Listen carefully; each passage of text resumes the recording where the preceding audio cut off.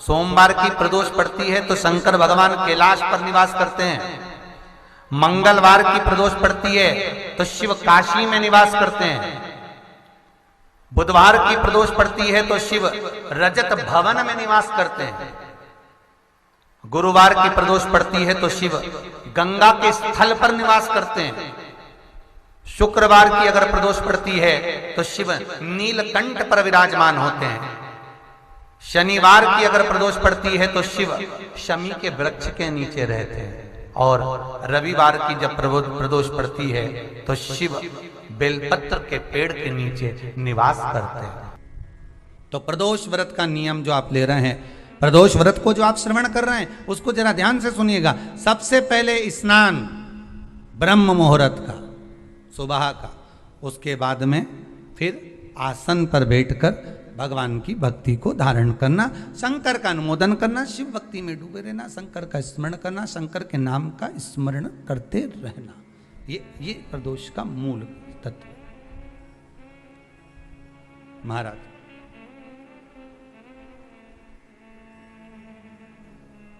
प्रदोष व्रत करने वाले को भोजन नहीं करना चाहिए, ध्यान दीजिएगा। फलाहार करो, उसमें भी नमक का सेवन मत करो। प्रदोष व्रत में नमक का सेवन वर्जित होता है। कारण क्या कारण होता है? उसका एक कारण माना गया, नमक की वर्जितता। जिस समय पर एक नगर में एक ब्राह्मणी रहती थी, बहुत भाव से सुनिएगा, प्रदोष व्रत नमक को त्यागने का भाव।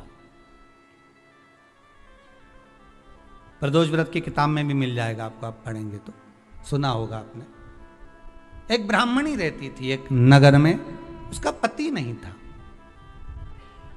छोटा सा बालक एक साथ में रहता, छोटा सा बालक। अब ब्राह्मण के घर की धर्म पत्नी है,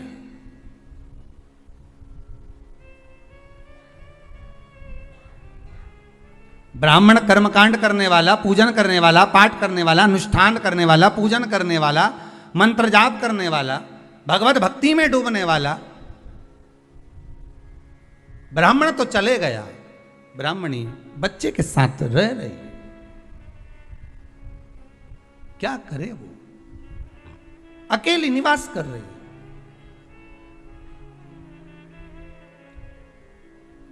अकेली रह रही है।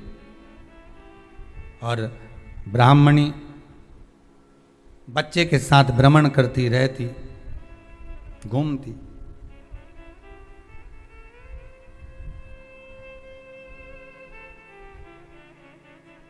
कहीं कहीं दर दर जाकर कुछ भिक्षा को मांग कर लेकर आ जाती।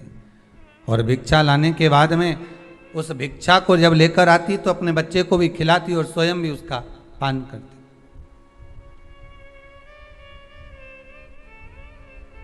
एक दिन ब्राह्मणी भ्रमण करते करते प्रदोष काल के समय पर शिव मंदिर में प्रवेश करी। प्रदोष काल के समय पर, और शंकर मंदिर में जब प्रवेश करा,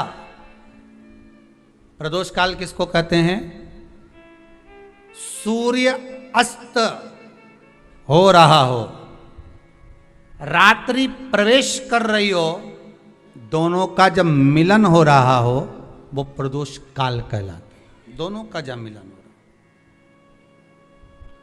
सूर्यास्त हो रहा हो, रात्रि अपना चरण बढ़ाने के लिए आगे बढ़ रही हो, और दोनों का जब मिलन हो रहा है वो प्रदोष काल है, वो प्रदोष का समय है।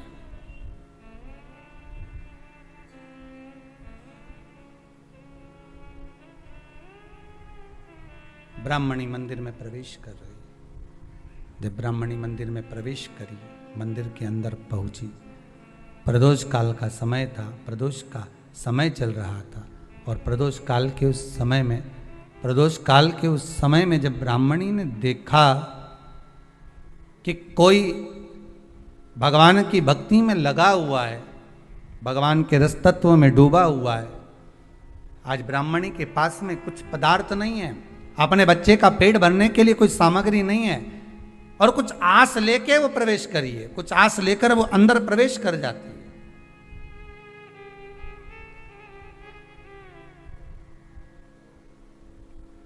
कोई ऋषि की पत्नी, कोई ब्राह्मण जन की अर्धांगिनी उस प्रदोष के समय पर शंकर का अभिषेक पूजन कर रही थी, भगवान शिव की आराधना कर रही थी, भगवान की भक्ति में डूबी हुई थी। भोला सब दुख काटो मारा, भक्ति में डूबी हुई है, भगवान के स्मरण में डूबी हुई है।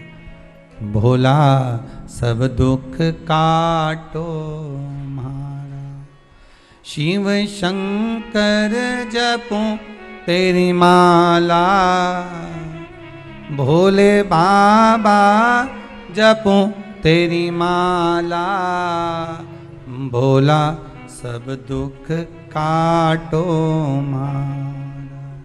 ओ भोला, आवाज ऊंची नीची हो रही, सब दुख काटो मारा।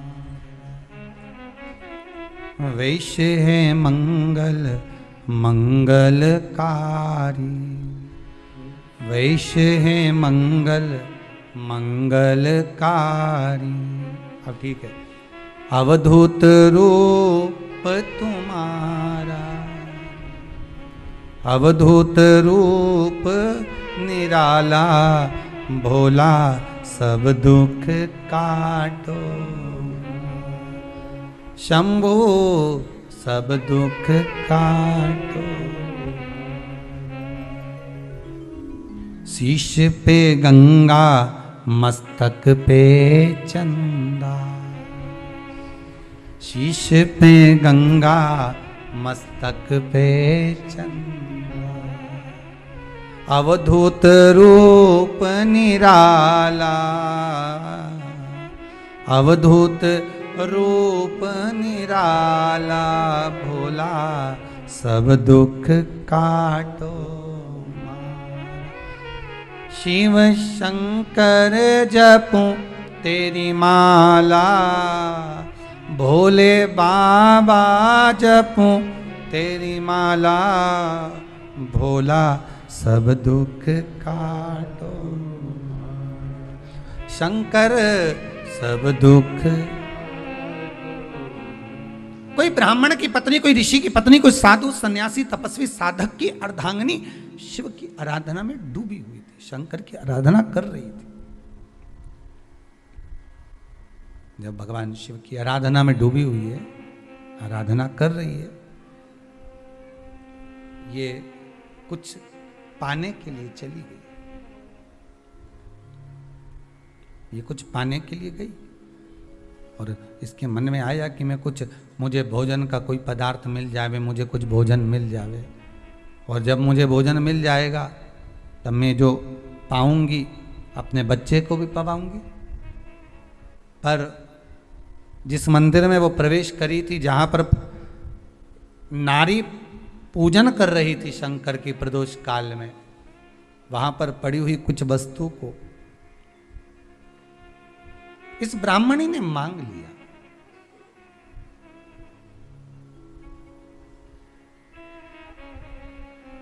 मेरे बालक को बहुत भूख लगी है, मेरा बच्चा बड़ा भूखा है, इसके भोजन के लिए थोड़ी सी सामग्री दे दीजिए, इसके भोजन के लिए थोड़ा सा कुछ रसतत्व दे दीजिए।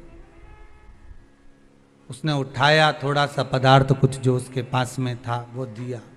जब दिया तो देने के बाद जब उसे प्राप्त हुआ और होने के बाद में जब वो मिल गया उसको, तो उसने उस समय पर उस पदार्थ को जैसे ही मुख में लिया, लेते ही कहा इसमें तो स्वाद नहीं है।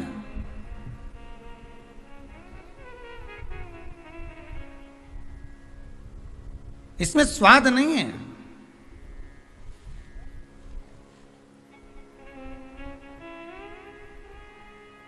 उस ब्राह्मणी ने बड़ा सुंदर एक संवाद कहा।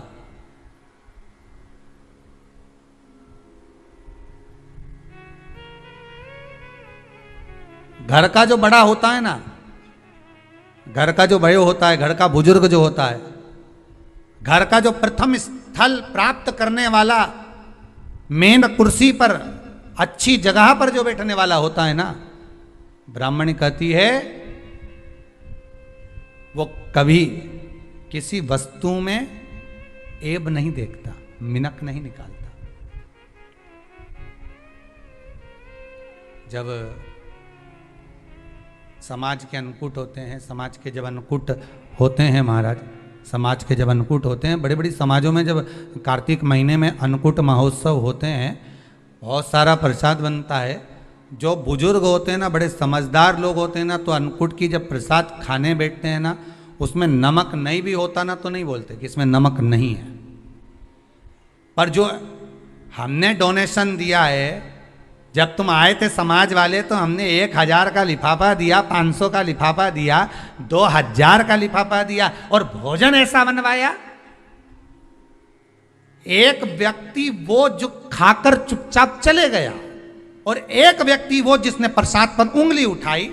इन दोनों को अन्नकूट की तारीख पे इनका नाम लिख लो, और अगला अन्नकूट आए तब दोनों की दशा देखना। एक जो चुपचाप खाकर चले गया, भगवान के प्रसाद को प्रसाद मानकर, प्रभु का दर्शन मानकर लेकर चले गया, वो उन्नति की सीढ़ी पर चढ़ता चले गया, और जो मिनक निकालता रहा वो साल भर खटर पटर की जिंदगी जीता रहा। साल भर उसने केवल खटर पटर ही करा, वर्ष भर उसने कुछ करा ही, पूरी वर्ष उसने केवल खटर पटर ही करा, उसके सिवाय वो कुछ नहीं कर पाया। उठा पटक का जीवन जीता रहा, ये लाया वो पटका, वो लाया वो पटका, वो लाया वो पटका, वो लाया वो पटका, बस यही जीवन वो जीता रहा, यही जिंदगी वो जी रहा है। भगवान के प्रसाद में कभी भी ध्यान रखिएगा, भगवान के प्रसाद के अंतर्गत स्वाद की कोई मूलता नहीं होती। भगवान का प्रसाद स्वयं स्वाद है। भगवान के प्रसाद में नमक नहीं देखना, मिर्ची नहीं देखना, भगवान के प्रसाद में शक्कर नहीं देखना, भगवान के प्रसाद में कुछ ये नहीं देखना कि कितना माल डला, कितना घी, कितना बादाम, कितना काजू, कितना इलायची डला। हाँ, यहां तक शास्त्र कहता है कि भगवान का प्रसाद अगर बन रहा है तो उसकी सुगंध भी नहीं ली जाती है महाराज, यहां तक शास्त्र कहता है। जब तक भगवान उसको पानी ले तब तक उसका सुगंध भी नहीं ली जाती। और कई कई जगह तो भगवान को प्रसाद अगर सूखा सामान हाथ में आ गया, इलायची कैसी है, मंदिर के अंदर जाने वाली है भगवान को डलने के लिए, लाओ यार किसकी दुकान से आई इलायची बताओ, इलायची तो 25 बार सूंघा, हाँ हाँ अच्छी है, अब सूंघ लिया तो भगवान इसको स्वीकार करेगा क्या? अरे जम के तो बोलो। एक फूल तुमने बगीचे से तोड़ा और सोचा इसमें पहले मैं सूंघ लेती हूँ, इसमें स्वाद है कि नहीं, इस फूल में गंध है कि नहीं, इसमें सुगंध है कि नहीं, और फूल सूंघ लिया, उसके बाद तुम भगवान को देखो, भगवान स्वीकार करेगा? नहीं, भगवान स्वीकार नहीं कर सकता।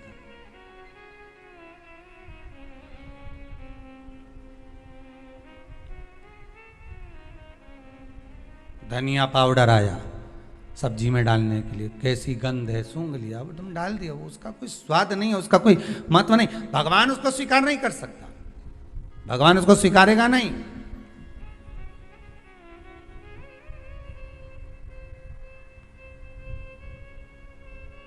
कई कई घरों में तो हंडी से दाल चलाती जाए ने हाथ में डाल के,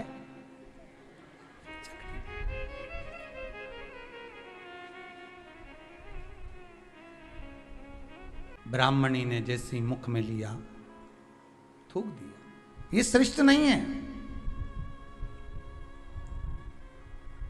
जो ऋषि की पत्नी अंदर पूजन कर रही थी प्रदोष काल, उसने कह दिया, आपका चेहरा बता रहा है कि आप ब्राह्मण की धर्म पत्नी हो,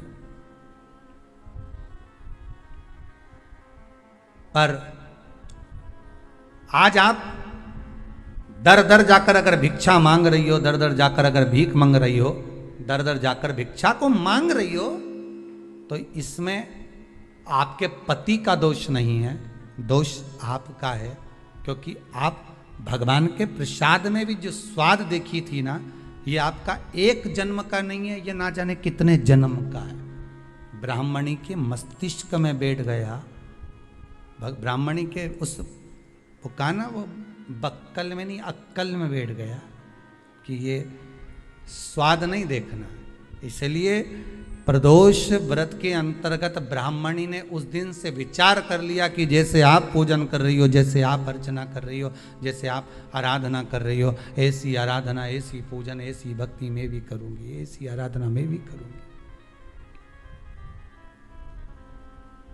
अब मैं स्वाद नहीं देखूंगी। तो प्रदोष व्रत करने वाले को ध्यान रखना चाहिए कि नमक का सेवन ना करे, नमक को ना पाए, भोजन ना करे, फलाहार करिए, फल का आहार करिए, प्रयास करिए। और यदि आपने व्रत का ले लिया भोजन का कि हम तो एक टाइम फलाहार करेंगे, एक टाइम भोजन करेंगे, ऐसा भी कई लोग प्रदोष ले लेते हैं, तो वो बात आपकी है, आप तक रखो, ठीक है, अपने मन तक। ठीक है, बाबा आपकी मनोकामना पूर्ण करे, वो भी भाव रखो। शाम का समय हो, ब्राह्मणी रोज प्रतिदिन शंकर जी के मंदिर में शाम के समय पर जैसे ही प्रदोष आता और शिव जी के मंदिर में चली जाती। अब उसने प्रदोष का व्रत करना प्रारंभ कर दिया, शंकर की उपासना प्रदोष काल में करना प्रारंभ कर दी। समय आया, ये ब्राह्मणी अपने बच्चे को लेकर जा रही थी, मात्र 4 प्रदोष ही निकले थे, केवल 4 प्रदोष निकले थे। ब्राह्मणी लेकर जा रही थी अपने बच्चे को, सामने एक कोई बालक भूख से विलकता हुआ सामने आकर खड़ा हो गया। उसने भी अन्न का भाग मांगा, मुझे भूख लगी है, मेरे उदर में कुछ अन्न का भाग नहीं है, आप मुझे अन्न का भाग दे दीजिए, मुझे थोड़ा सा भोजन दे दीजिए। वो बिलकता हुआ बालक इसके चरणों में आकर पड़ गया, माता माता माता कहकर अन्न मांगने लगा, आप मुझे कुछ दे दीजिए।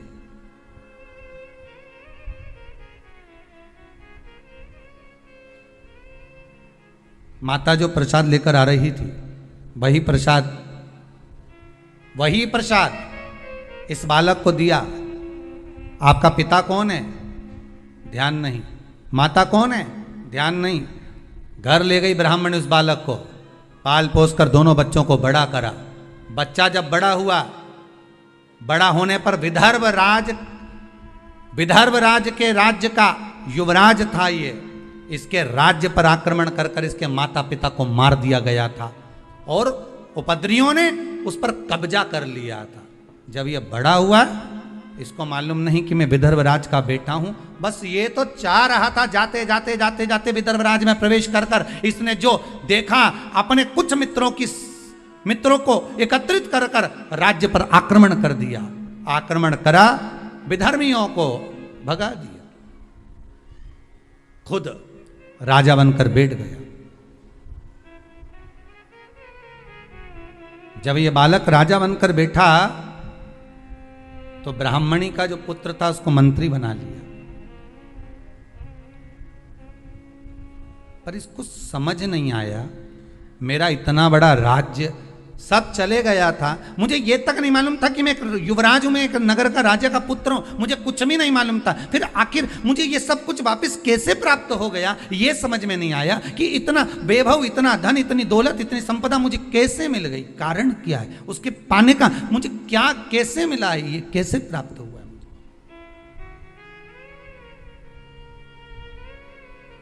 इससे पहले वाली कथा में कहा था, बहुत बड़ा दुख आए, छोटे से रूप में निकल जाए तो समझ लेना शंकर ने कृपा कर दी। बहुत दिन से काम नहीं हो रहा था, काम तुरंत हो गया, समझ लेना शिव ने कृपा कर दी।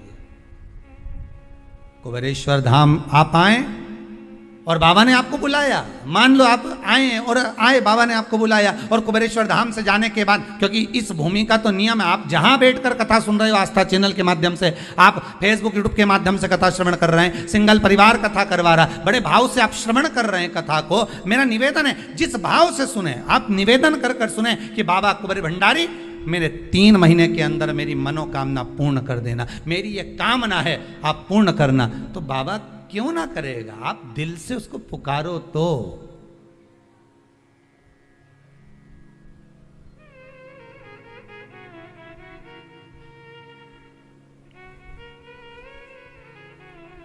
आप दिल से उसको पुकारो, क्यों नहीं आएगा। मेरे भोले तेरा सहारा है, मेरी नैया का तो किनारा है, मेरी नैया का तो किनारा है। क्यों ना देगा?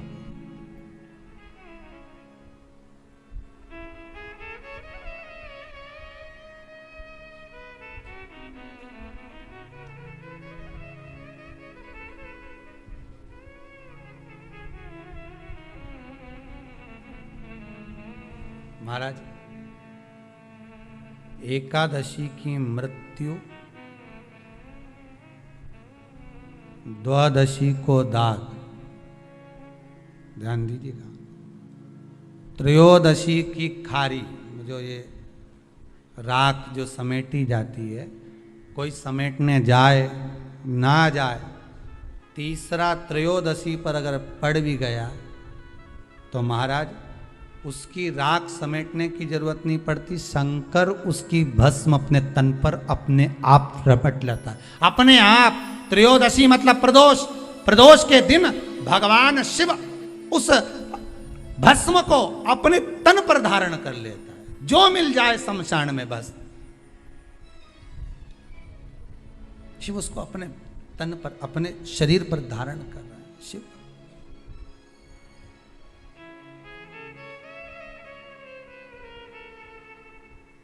प्रदोष त्रयोदशी, महाराज ब्राह्मणी, उस राजकुमार के मन में प्रश्न उठ गया, उस ब्राह्मण के, उस राजकुमार के मन में प्रश्न उठा कि मुझे वापिस कैसे मिला। गया, जिस माता ने पाल पोस कर बड़ा करा था उसके पास पहुंचा, माता जी के पास में जाकर कहा, माँ ये तो बताओ कि मुझे ये वापिस कैसे मिल गया, मैं नहीं जानता था, कुछ भी नहीं जानता था, ये मिला कैसे, कैसे प्राप्त हुआ है। ब्राह्मणी ने कहा मुझे नहीं मालूम, पर इतना जरूर हो सकता है कि हो सकता है कि तुम्हारा पूर्व समय का कोई पुण्य प्रबल हुआ होगा, उससे मिला होगा, हो सकता है। किसी ऋषिवर के चरणों में, गुरु के चरणों में जाकर बैठा, गुरुदेव से निवेदन करा कि ये मुझे मिला कैसे, ये वापिस मुझे कैसे प्राप्त हो गया। अरे भगवान को धन्यवाद दो कभी कभी कि तूने अच्छे घर में पैदा किया, अच्छा परिवार दिया, अच्छा पति दिया, अच्छी पत्नी दी, अच्छे बच्चे दिए, अच्छा कुटुंब दिया, घर दिया, दुकान दी, जमीन जायदाद दी, शरीर अच्छा दिया, हाथ पैर आंख नाक मुंह सब बढ़िया दिया, एक के भी निपटा के नहीं भेजा तूने।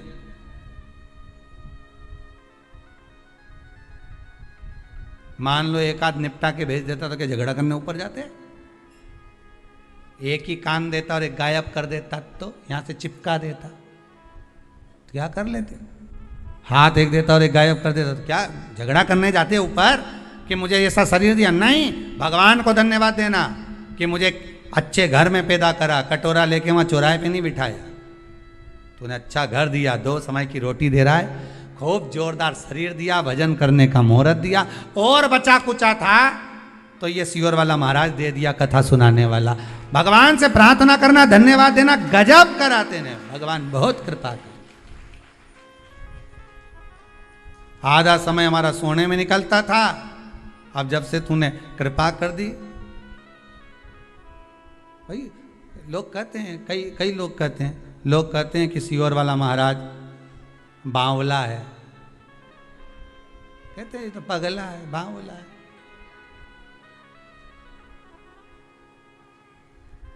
भाई दुनिया के लोग तो कहते हैं कि सियोर वाला महाराज बावला है, पर लोगों को कैसे समझाऊं, कैसे कहूं कि सियोर वाला महाराज महादेव का लाडला है, इनको कैसे समझाया? अपन तो यही कहेंगे कि ये बावला कहे तो अपन समझ लो कि शंकर के लाडले, प्रमोशन है अपना। जब रामकृष्ण परमहंस जी को लोगों ने पागल कहा, चैतन्य महाप्रभु जी को लोगों ने पागल कहा, नामदेव जी को लोगों ने पागल कहा, तुकाराम जी को लोगों ने पागल कहा, मीराबाई को लोगों ने बावरी कहा, बावरी मतलब पागल, कमली मतलब पागल, दुनिया के लोग संत महात्मा साधु सन्यासी तपस्वी साधक उपासक इन सबको पागल कहते हैं। कथा बाँचने वाला पागल, कथा सुनने वाले पागल, कथा करवाने वाले पागल। समझदार तो वो हैं जो कथा सुनते ही नहीं है। वो सारे समझदार जो कथा नहीं सुने, मंदिर नहीं जाए, देवालय नहीं जाए, भजन में नहीं जाए, दान पुण्य नहीं करे, स्मरण नहीं करे, वो सब समझदार। और अपन सब पागल। पागल मतलब प्रमोशन, समझदारी मतलब डिमोशन। मीरा भई रे बावरी, बावरी। कितना कितना लोगों ने गाया, अपने पिया की मीरा बनी रे जोगनिया, हंसी उड़ावे सारी सारी दुनिया, मीरा बनी रे जोगनिया। लोग पागल।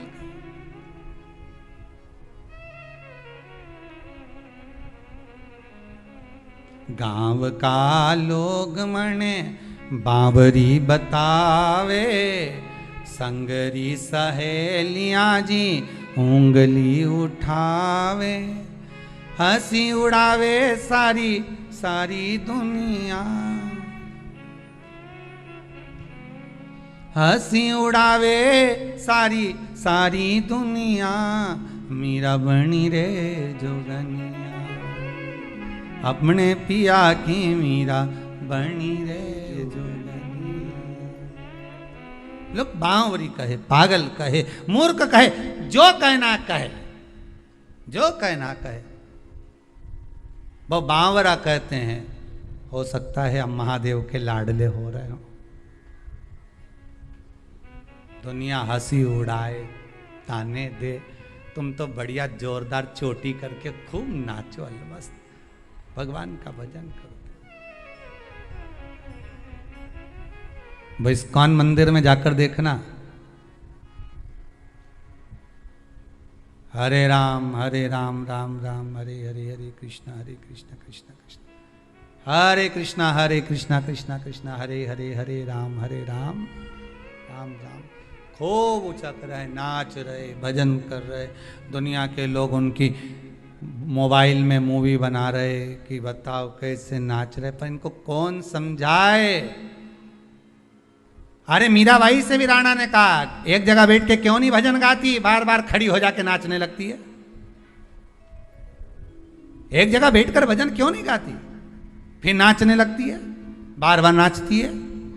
मीराबाई ने कहा, राणा तुझे कैसे समझाऊं, चाय की पत्ती के डब्बे में चम्मच रखी है छोटी सी, चम्मच दब गई नीचे, निकालने के लिए हाथ मत डालो, डब्बे को उछालो, चम्मच ऊपर आ जाएगी। उसी तरह भगवान छुपा है अंदर, थोड़ी देर नाच लो, निकल कर बाहर आ जाता है। उसको पाने का तरीका, उसको प्राप्त करने का तरीका है।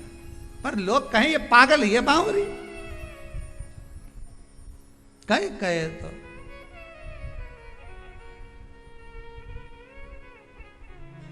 लोग पागल कहे।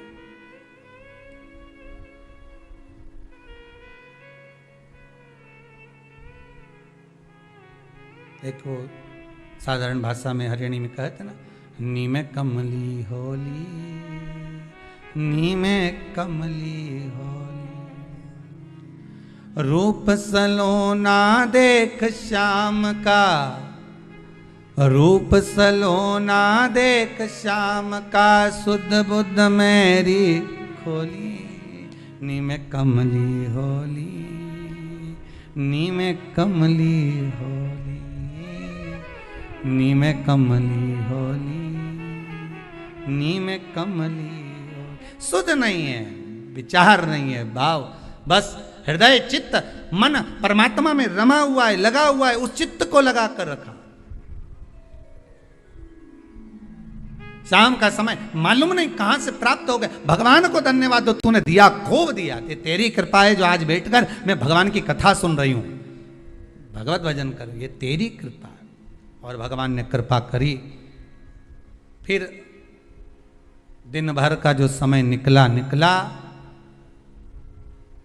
उस ब्राह्मणी से बच्चे ने जब पूछा तो उसने कहा मैं क्या करूं और अच्छा करने के लिए, तो ब्राह्मणी के मुख से निकल गया, प्रदोष का व्रत कर ले। प्रदोष काल में जाकर भगवान शंकर की आराधना कर, शिव मंदिर में जाकर अर्चना कर, प्रदोष काल में जाकर शंकर को नमन कर। अगर प्रदोष का व्रत नहीं भी करता तो प्रदोष काल में जाकर शंकर के मंदिर में एक घृत का घी का दिया लगा दे। आपको पहले भी कहा है, तुम्हारी भगवान से अगर बैर है, भगवान के मंदिर नहीं भी जाना चाहते तो भगवान की चौखट पे दिया लगा दो, पर लगाओ।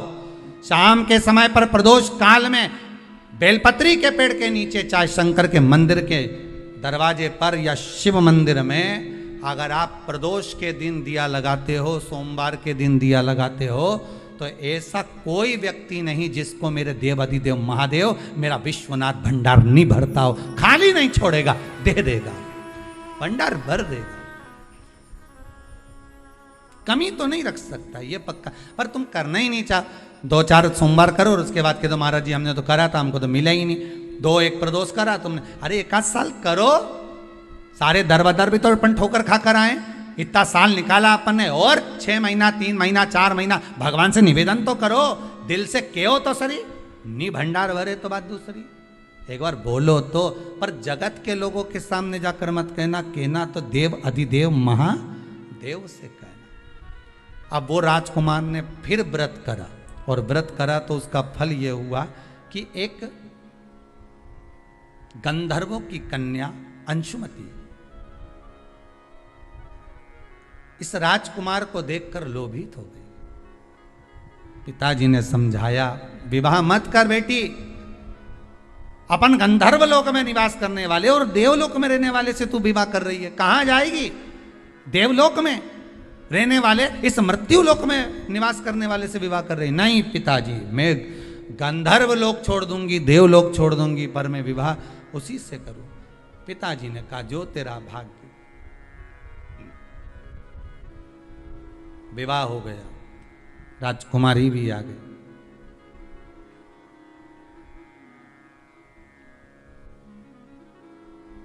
इसका चित्त राजा में था, राजा का चित्त देवाधिदेव, जम के बोलो, महादेव में था। बहुत बहुत ध्यान रखिएगा इस कथा को। आज प्रदोष व्रत जो आपको सुनाया जा रहा है, इसको बहुत सावधानी से सुनना। पति से पूछ लेना कि आप मंदिर चल रहे हो, मैं जा रही हूं। वो कहे हाँ चल रहा हूं, या उसने कहा कि अभी थोड़ी देर से चलते हैं, ठीक है, कोई बात नहीं। बहुत मन हो उसका, आपने पूछा, दिल से कह दिया हाँ चल रहा हूं, तो ले जाओ। और अगर तुम सोचो कि हमने सुना है कि जोड़े से दर्शन करते हैं तो ज़्यादा फायदा मिलता है, और मालूम पड़े पर जोड़ा के चक्कर में यहाँ सिर फोड़ा हो जाए, नहीं?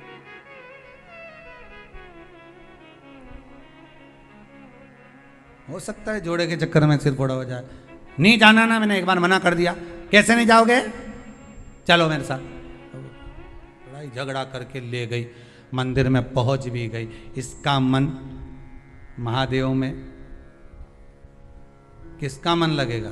अरे बोलो तो सही, जो पत्नी लेके गई है उसका मन, पत्नी लेके गई, इसका पत्नी का मन महादेव में लगेगा क्या? ईमानदारी से बोलना नहीं, क्योंकि उसका भगोने जैसा जब मुंडा देखेगी तो बार बार अगरबत्ती भी लगे।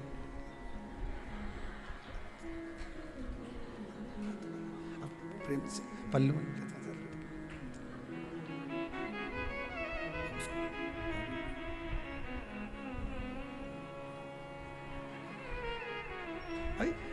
इसका मन महादेव में नहीं, अगरबत्ती जरूर लगा रही, दिया जरूर लगा रही, पर इसका मन वो भगोना में है, वो उसमें वह भेरू में लगा हुआ है, मन लगे ही नहीं, वो लगा। और उसका मन किस में लगा है? आ तो गया, उसका मन किस में लगा है? महादेव में। इनके चक्कर में आया,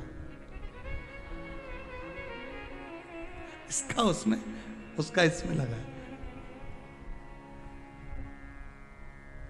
कौन से महाराज ने बताया था इसको प्रदोष का व्रत? शंकर जी से पूछ रहा, और शंकर जी बोल रहे सीवर वाला बताया। आकर बोल दे, मान लो। ये सबसे पहला टिकट यहीं का कटाएगा। कहाँ जाना है? तो किसी और जाना, कुबेरेश्वर महादेव, वहीं मिलेगा वो। अभी ढेर सारे ढूंढ रहे होंगे काली मिर्ची वाले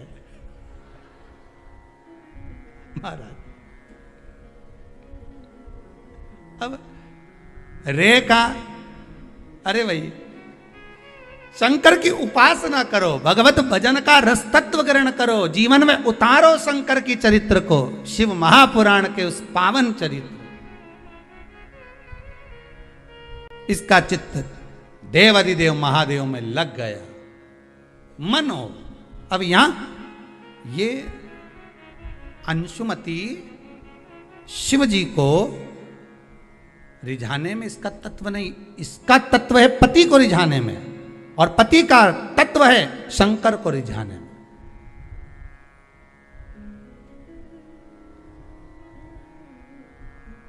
शिव को रिझाने में पति। आज अंशुमति को साथ लेकर शिव मंदिर में पहुंच गए। पत्नी ने पूछा, अंशुमति ने पूछा, स्वामी क्या ये बताओ,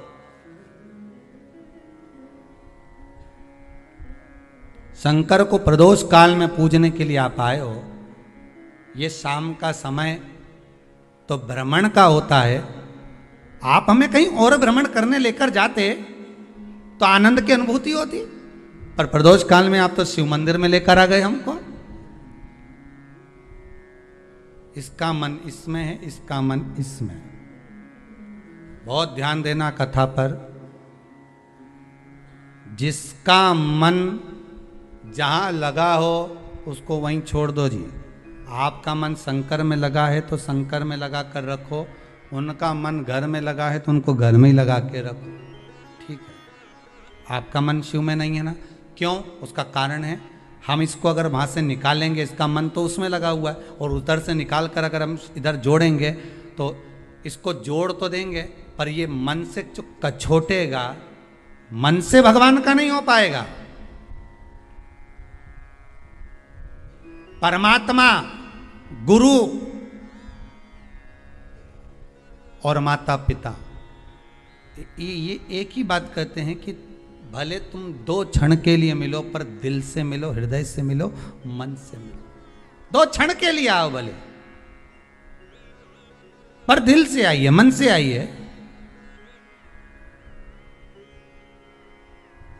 2 क्षण के लिए आओ, पर मन से, दिल से, हृदय से। अब अंशुमति का मन नहीं लगा। आखिरी में पति ने कहा, आज आपको हमारे साथ में प्रदोष की पूजन के लिए चलना है। कहीं किसी ऋषि के मुख से सुन लिया अंशुमति ने कि प्रदोष का पूजन करने से मनवांछित फल की प्राप्ति होती है, और इसकी मनवांछित फल प्राप्ति क्या थी कि जिसके साथ मेरा विवाह हुआ है, ये पति मुझसे अधिक प्रेम करे और मैं इससे अधिक प्रेम करूं। तो उसने उसको पाने के लिए प्रदोष का जब व्रत किया, साधना करी, उपासना करी, शंकर भगवान स्वतः प्रसन्न हो गए। प्रसन्न होकर उस ब्राह्मण के बालक, उस राजकुमार को देखा, और राजकुमार को देखकर कहा, राजकुमार ये आपको अधिक स्नेह करती है और आप हमें स्नेह करते हो, अर्थात इसकी करी हुई भक्ति का फल हमें आपके द्वारा प्राप्त हो जाता है। इसलिए आप इससे ये ना कहें कि हमारी भक्ति करे। इसके हृदय चित्त में जिस दिन शिव भक्ति प्रदान होगी, फिर कोई भक्ति नहीं रह पाएगी, केवल शंकर की भक्ति ही चलती रहेगी। आज संपूर्ण विश्व में शंकर की भक्ति ऐसी हृदय में बैठ गई है लोगों के कि पहले लोगों को पूजन करना नहीं आती थी, पानी चढ़ाना नहीं आता था, मंदिर का ही पानी चढ़ा देते थे। पंचामृत कैसे चढ़ाएं? कहाँ शंकर भगवान के 13 बच्चे, कहाँ अशोक सुंदरी, कहाँ जया, विषहरा, शामली, वारी? किसको मालूम था कि शंकर भगवान की लड़कियां इतनी हैं? अशोक सुंदरी है, 5 लड़की और हैं।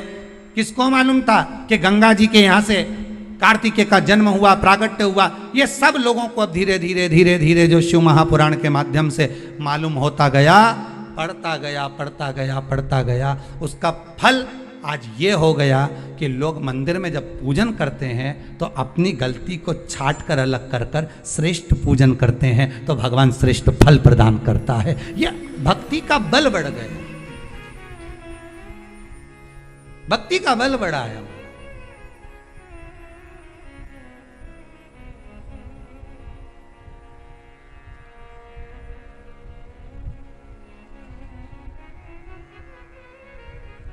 पूजन करें प्रदोष काल में, शिव की आराधना करें।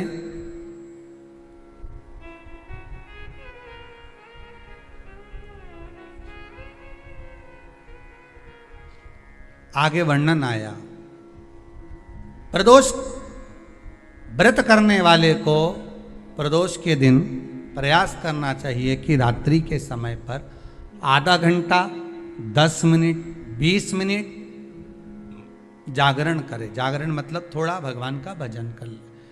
भले 4-5 माताएं इकट्ठी नहीं हो तो अपन अकेले ही कर लो। अपन अकेले कम है क्या भाई? अपन कम पड़े? आराधना अकेले भी करो, जागरण करो।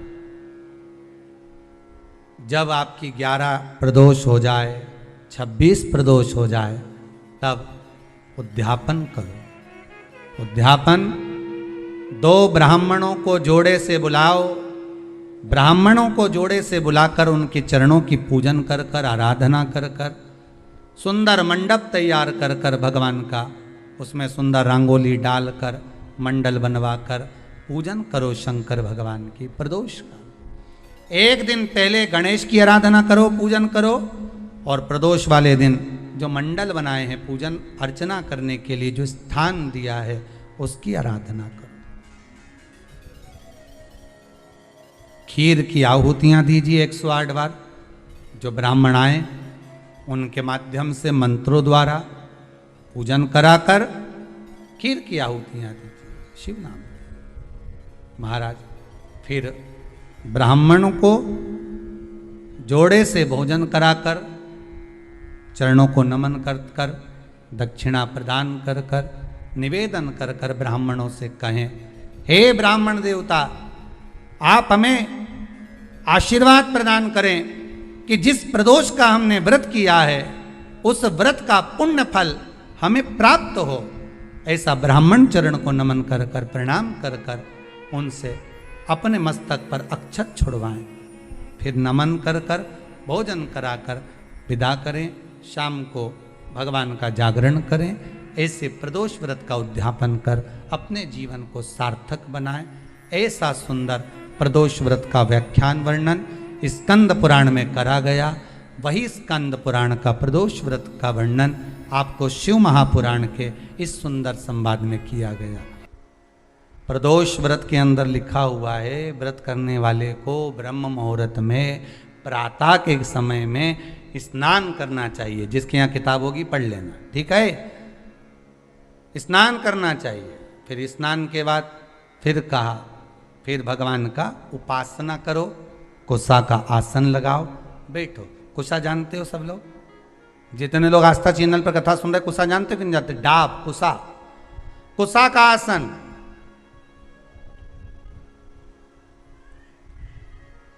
ब्राह्मण कुशा कब तोड़ता है?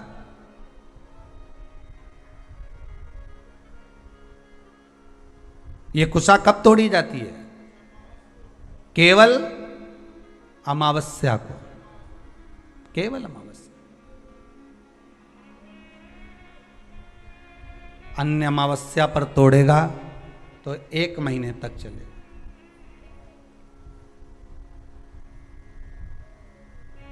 केवल महाराज, और भद्र अमावस्या को जब तोड़ेगा तो 1 वर्ष तक चलेगा। और कुशा तोड़ने का भी नियम है, कुशा लाने का भी नियम है, और उस कुशा का आसन पर बैठकर स्मरण करने का भी नियम है।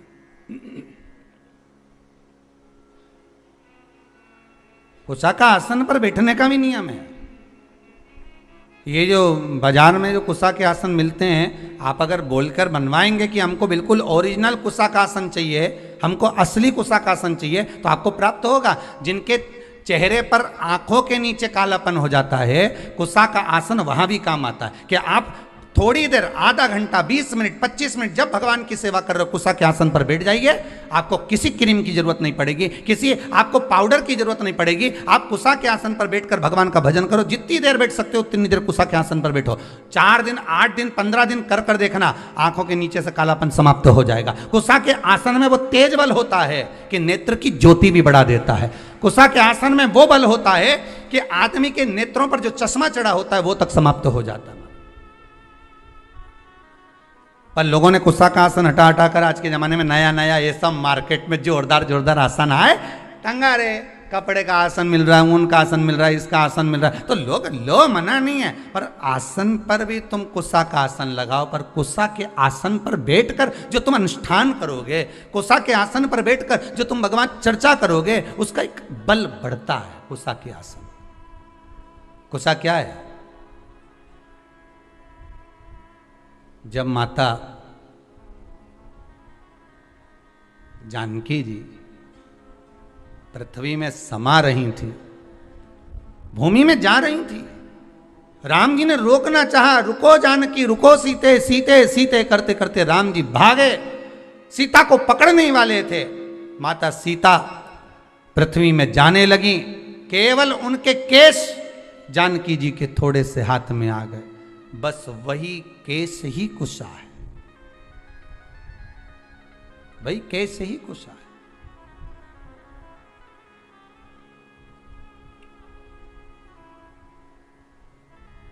जिस दिन आपका मन कहीं नहीं लगे, बेचैनी अंदर से हो रही हो, भीतर से,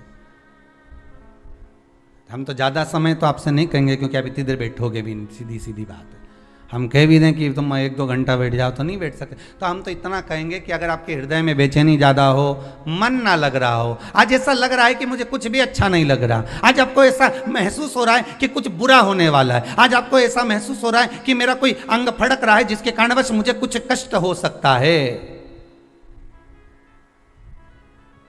आज मुझे स्वप्न अच्छे नहीं आए हैं, आज मेरी विचारधारणा ठीक नहीं लग रही है, आज मुझे कोई घात का योग बन रहा है, मेरे ऊपर कोई ग्रह बेकार चल रहा है, इसलिए आज मेरा मन नहीं लग रहा, आज मुझे बेचैनी, आज मैं इस मार्ग से जाऊंगा और मेरे साथ में घात होगी। तो निवेदन है, कम से कम 10 मिनट से लेकर 15 मिनट के भीतर आप कुसा के आसन पर आराम से बैठिए और बैठकर भगवान का स्मरण करिए, नारायण का, शंकर का, राम का, कृष्ण का, जिसकी मर्जी पड़ जाए उसका स्मरण, तुम्हारे गुरु मंत्र का स्मरण कर लो, तुम्हारे गुरु का स्मरण कर लो, पर करो, 15 मिनट बैठकर कर लीजिए। उसके बाद आपके हृदय में जो हलचल मची हुई थी वो एकदम शांत हो जाएगी। 15 मिनट से ज्यादा में करना ही नहीं, तुम तो 15 मिनट करके देखो, और करके जरूर देखना कहीं सियोर वाला महाराज झूठ तो नहीं बोल रही, करके देखने में अपना क्या जाए।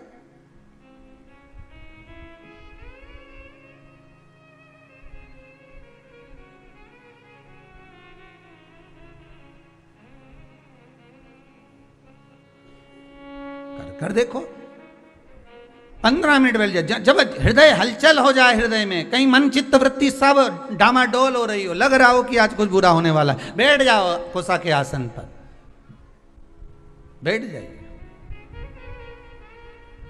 पर उस कुसा में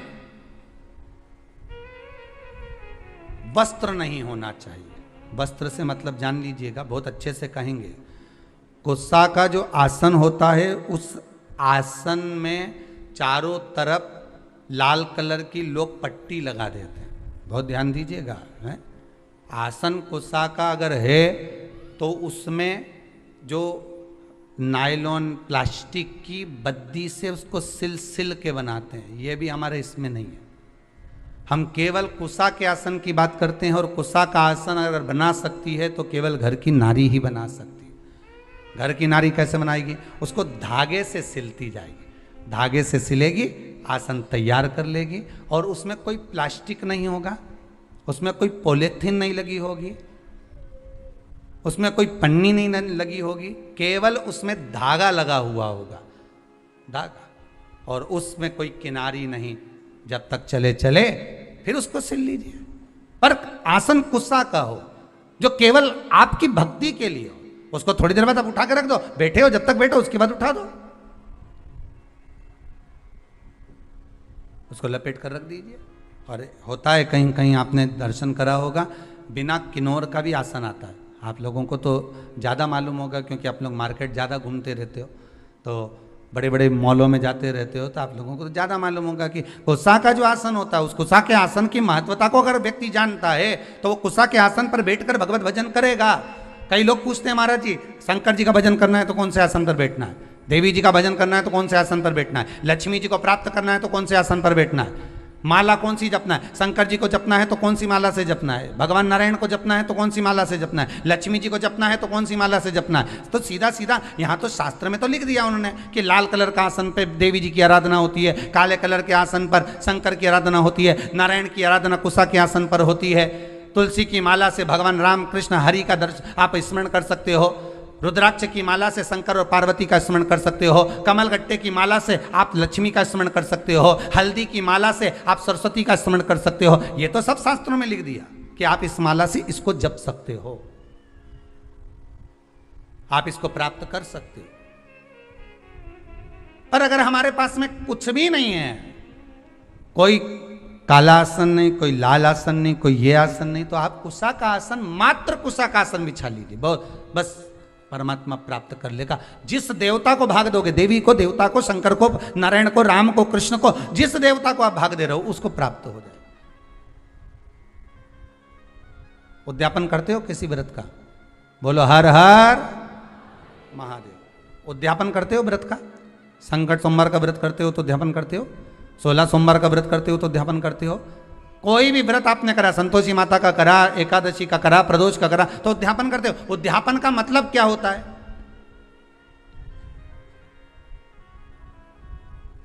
जल्दी बोलते जाओ। जितने लोग आस्था चैनल पर कथा सुन रहे हैं, उद्यापन का मतलब क्या होता है? अगर आपसे कोई पूछेगा तो कहोगे कि जो व्रत करा उसका समापन करना। ठीक है, समापन करना मतलब कोई धार्मिक कार्य कर देना, हवन कर देना, पूजन कर देना, अभिषेक कर देना, मतलब उद्यापन हो गया।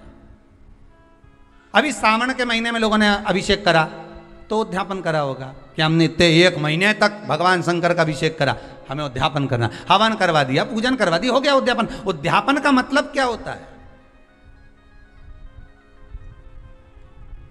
उद्यापन का महत्व क्या है?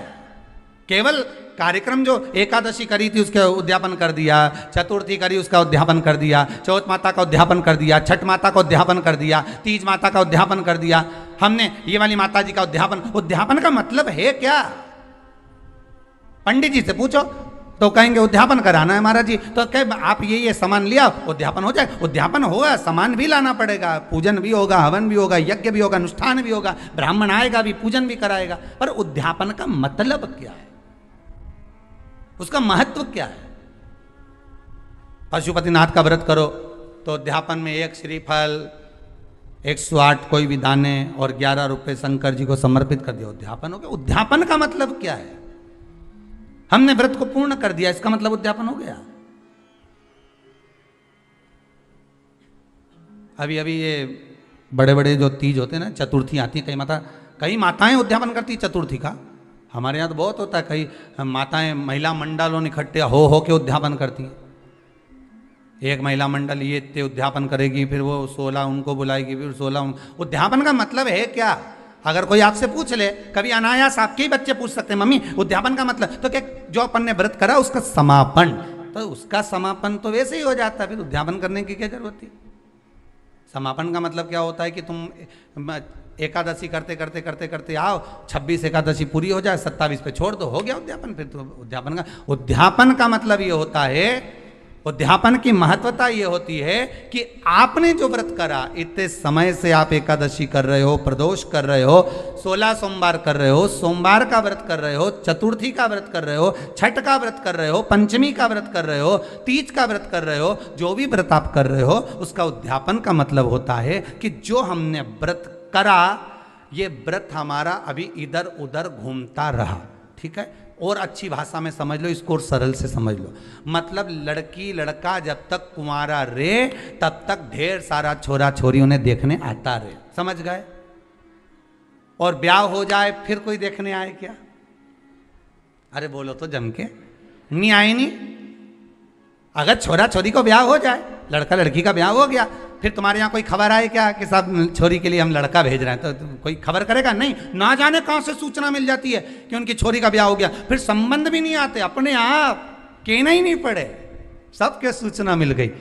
भले तुमने ये कोरोना में लॉकडाउन में शादी कर दी, भले तुम 40 आदमी को बुला के ब्याह कर दिया, पर सबको सूचना मिल गई। ना छोरे वालों के यहाँ से खबर आ रही छोरी के लिए, ना छोरी वालों के यहाँ से खबर आ रही छोरे के लिए कि साहब लड़का देखने आ रहे हैं या लड़की देखने ही नहीं, साहब कोई बोलेगा ही नहीं, क्योंकि अब तो सबको मालूम पड़ गया कि अब किसी ने खबर करी नहीं, किसी ने बोला नहीं। इसके बाद भी तुम्हारे सारे, तुम रह रही देवास में, इंदौर, मऊ, उज्जैन, सब दूर खबर हो गई, तो बताया किसने इनके कि हमारी छोरी की शादी हो गई, हमारा छोरा की शादी हो गई? बताया किसने? तो सूचना मिल गई। अब कोई नहीं देखने आएगा। अब छोरी जब से भटक रही, छोरा जब से भटक रहा, शादी नहीं हो रही, नहीं हो रही, नहीं हो रही, अब हो गई। अब कोई देखने आया? नहीं। अब कहीं तुम जा रहे? नहीं। अब तो संबंध हो गया, अब तो एक जगह छोरी छोरा ब्याह कर बैठ गए, अब कोई नहीं आएगा। बस जब तक उद्यापन नहीं होता तब तक तुमने जितने व्रत करके रख रखे हैं ये सारे इधर उधर डोलते रहे, ये भटकते रहते हैं और इनमें से पुण्य हमारा छिन्न होते रहता। जैसे एकादशी से समझ लो या प्रदोष से समझ लो। प्रदोष का व्रत करा, एकादशी का व्रत करा, और एकादशी का व्रत करने के बाद आपने 4-5 दिन तक झूठ बोल दिया, आड़ा टेढ़ा बोल दिया, आप शब्द बोल दिया, तो तुमने जो व्रत करा उसका पुण्य तो छिन्न होता रहा, उसका पुण्य तो जाता रहा, समाप्त होता रहा। और अगर आपने उद्यापन कर दिया तो अब वो पुण्य समाप्त होगा क्या? अरे बोलो जम के, नहीं। आपने चतुर्थी का उद्यापन कर दिया, तीज का उद्यापन कर दिया, छठ माता का उद्यापन कर दिया, आपने जिस उद्यापन को करा उसके बाद में आपका पुण्य जितने 16 सोमवार, इसलिए कहते हैं 16 सोमवार अगर कर रही हो तो इसको करने के बाद हाँ कोई परेशानी आ जाए, कोई समस्या आ जाए तो भले आगे बढ़ा लो, पर यह नहीं कि अभी हमारे पास समय नहीं मिल रहा तो हम उद्यापन नहीं कर, जल्दी करना चाहिए, जितना जल्दी बन सके उतना उद्यापन एक बार का कर लो। जैसे ही प्रदोष 11 हो जाए, 26 हो जाए, 26 प्रदोष होने के बाद एक बार मन में कर लेना चाहिए कि एक बार का मेरे को उद्यापन करना है। 26 एकादशी हो जाए, मन में कर लो कि एक बार का मुझे उद्यापन करना है। 16 सोमवार पूरे हो जाए, एक बार का मुझे उद्यापन करना है। पशुपति व्रत हो जाए, एक बार का मुझे उद्यापन करना है। चतुर्थी तुम्हारी पूरी हो जाए, एक बार का उद्यापन करना है। मतलब मन में ये बनाकर चलना है कि एक बार मुझे उद्यापन करना है। उद्यापन करने से क्या होता है? तो कहा उद्यापन, माताएं जितने व्रत करती जाती है अगर उसका उद्यापन करती चली जाती है, उद्यापन करती चली जाती है, तो नारी बेधव्य होकर नहीं जाती, अखंड सौभाग्य लेकर जाती है। पर माताओं की आदत ये हो गई है कि अभी मैं बाद में करूंगी, इस साल नहीं करूंगी, अगले साल करूंगी, अगले साल से अगले साल करूंगी, तो उसका पुण्य समाप्त छिन्न होते चले जाता है, वो पुण्य उसके खाते में नहीं जाता। एक बार पैसा बैंक में जमा हो गया तो फिर सिग्नेचर से ही निकलेगा। एक बार पुण्य करने के बाद, एकादशी करने के बाद, प्रदोष करने के बाद, चतुर्थी करने के बाद, जब तुम्हारी पूर्ण तरह से 26 एकादशी हो जाए, 26 प्रदोष हो जाए, तो एक बार व्रत का उद्यापन जरूर करो, जिससे ये 26 प्रदोष मेरे खाते में लिखी हुई पड़ी रहे। फिर मुझे जब जरूरत पड़े तो तब खाते में से निकालो और दे दो। तब तो मतलब अब तुम करे जा रही, एक बार उद्यापन नहीं करा तो भगवान भी सोचे ना जाने कब प्राण छोड़कर चली जाएगी और इसके खाते का सारा माल बहू खाएगी। सीधी बात है, जितनी छोड़कर जाओगे घर में, जो घर में छोड़कर गए हो वो तो दूसरा ही खाएगा ना। और तुम्हारे खाते का तो तुम्हारे सिग्नेचर के बगैर किसी को नहीं मिले। कई लोग तो मर के चले गए और जाने के बाद जो ये बीमा करवाया था, जो सामान पैसा इतना इधर उधर पड़ा था, वो तो उसके खाते, भैया उसके सिग्नेचर दिखाओ, उसका कागज दिखाओ, मरने का सर्टिफिकेट दिखाओ लाके कि ये मर गया, तो फिर हम पैसा देंगे, नहीं तो काय को दे। यहाँ तो कागज चाहिए, सील ठप्पा चाहिए। भगवान भी कहेगा नीचे तूने एकादशी तो खूब करी, नीचे तूने प्रदोष तो खूब करा, चतुर्थी भी करी, तीज भी करी, छठ भी करी, सारे व्रत तूने करे, सोमवार मंगल बुध गुरु शुक्र शनि सारे करे, उद्यापन कौन से का करा? अब उद्यापन करने के बाद जो तू 26 कर कर आया, 11 कर कर आया, उसका खाते में तेरे पड़ा हुआ है। जब तू जाएगी तेरे खाते में लिखा हुआ मिलेगा कि मैंने 26 प्रदोष करी थी, तो उसका पुण्य मेरे सामने आए। और तूने ताली बजाई जैसे राजा महाराजा ताली नहीं बजाए, ने दासी दौड़ के आ जाए, बस तू वहां जाके ऐसी ताली 3 बार बजा देना, हर हर महादेव के ने प्रदोष सामने, ने एकादशी सामने, वो सामने। और फिर वो प्रदोष माता फिर प्रदोष पूछेगी, भगवान शंकर के गण पूछेंगे, तुमने ताली बजाई, हुजूर बोलिए क्या बात है। बस ये मेरे को नरक ले जा रहे हैं, 94 तरह का नरक में डालने की बात कर रहे हैं मेरे को। मैं कौन समझ जा, बस मेरे को नरक में डालने की बात कर रहे हैं। अब बोलो। तो प्रदोष तुरंत सामने आके खड़ी हो गई, क्या बात करते हो साहब, इनने 11 प्रदोष का व्रत करा है, इनने 26 प्रदोष करी, तो कि करी तो खूब सारी, पर इसने उद्यापन एक का भी नहीं करा है, तो भले नहीं करा पर व्रत तो कि सील रजिस्ट्री होगी प्लाट पे तो मकान बनाने में दिक्कत नहीं आएगी। कब्जे की जगह पे अगर मकान बना होगा तो कभी भी सरकार खाली करा दे, तो सील लगवाओ, उद्यापन की थप्पा लगना चाहिए कि हमने इतना हमारा खाते का है। यहाँ तो लोग भागवत जी कराते हैं तो भी उद्यापन करते हैं, बोलो होता कि नहीं होता? 7 दिन की भागवत के बाद हवन होता है, बोलो तो होता है नहीं? शिव महापुराण के उद्यापन में शिव पुराण पूरी होती है तो अभिषेक होता है, रोज भी होता है और आखिरी दिन बड़ा अभिषेक हो जाता है। उद्यापन तो है। भागवत पूरी होए तो लोग भंडारा करें, शिव पुराण पूरी हो तो भी लोग प्रसाद पावे। तो ये एक उद्यापन का महत्व हर जगह कि इसका पुण्य इनके खाते में जाना चाहिए, उनके खाते में पहुंचना।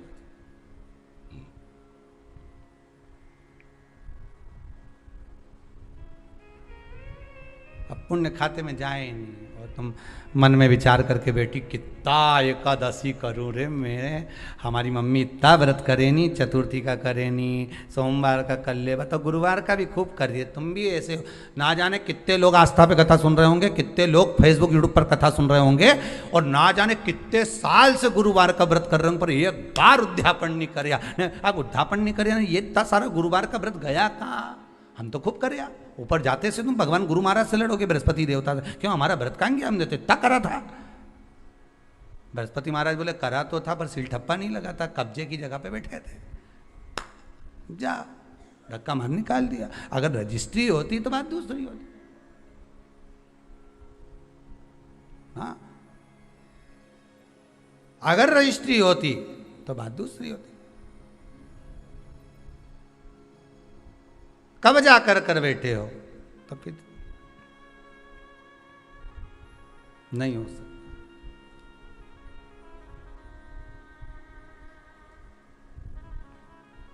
सील ठप्पा लगाना चाहिए। इस जमीन और जायदाद की रजिस्ट्री के चक्कर में मत पड़ना बिल्कुल भी।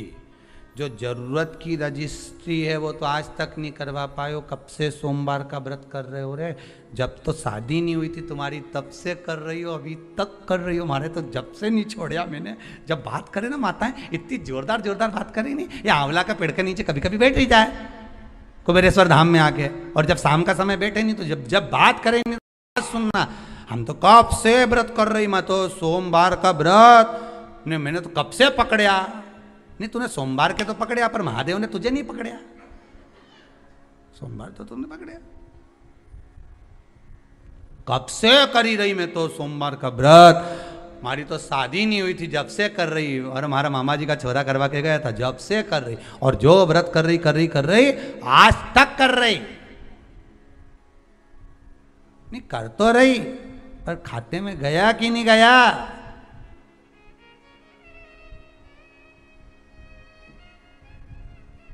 चेक तो करो कि तुमने जो विठले सेवा समिति को जो दक्षिणा दान दी है मंदिर के लिए, गौशाला के लिए, वृद्धाश्रम के लिए, भोजन भंडारे के लिए तुमने अमाउंट डलवाया है, वो सही जगह पहुंचा कि नहीं पहुंचा? पहले पूछो तो फोन लगा के ऑफिस में, क्यों महाराज जी आ गया कि नहीं आया?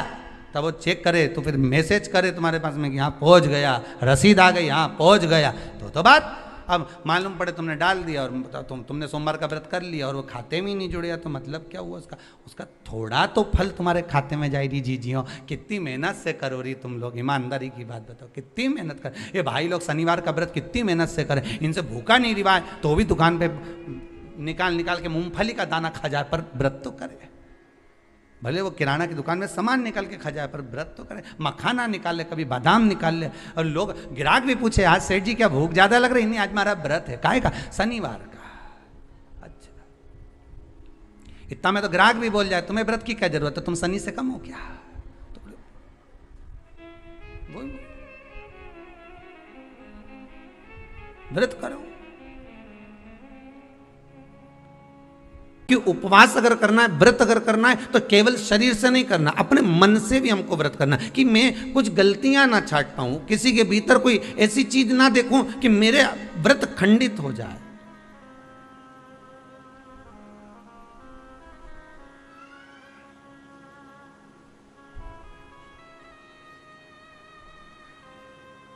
हमारे मन,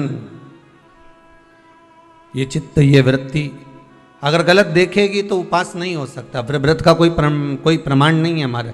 कितना सुंदर कहा है माताओं के लिए भी और पुरुष वर्ग के लिए भी, कि जब जब आप किसी व्रत को करते हो, एकादशी का व्रत करो, चाहे प्रदोष का व्रत करो, चाहे पूर्णिमा का व्रत करो, चाहे चतुर्थी का व्रत करो, चाहे तीज का व्रत करो, चाहे हरताली का व्रत करो, छोटी तीज, बड़ी तीज, सतुआ तीज, तुम्हारी मर्जी पड़े, छठ का, आदि जितने भी व्रत बताए, उस व्रत में एक चीज आप किताब में जरूर पढ़ना। आपके पास तो व्रत की किताबें होंगी, उन किताबों में पढ़ना। उसमें लिखा है कि एकादशी का व्रत करो तो रात्रि को जागरण करो। बोलो लिखा कि नहीं लिखा? भगवान का भजन करो। प्रदोष का व्रत करो तो प्रदोष के दिन जागरण करो। पूर्णिमा का व्रत करो तो पूर्णिमा के दिन जागरण करो। हरताली का व्रत करो तो हरताली का जागरण करो। तीज का व्रत करो तो तीज का जागरण करो। क्यों लिखा कि जागरण करो?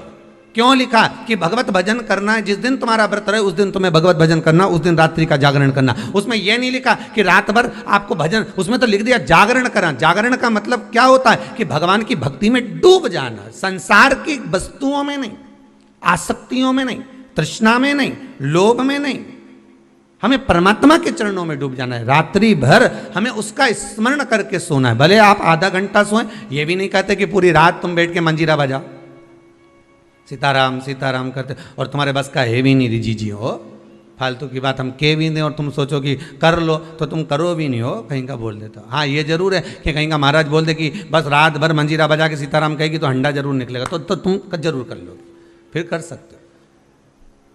पर वैसे कहीं का कह दे तुमसे कि फिर ये क्रम हो, बहुत मुश्किल।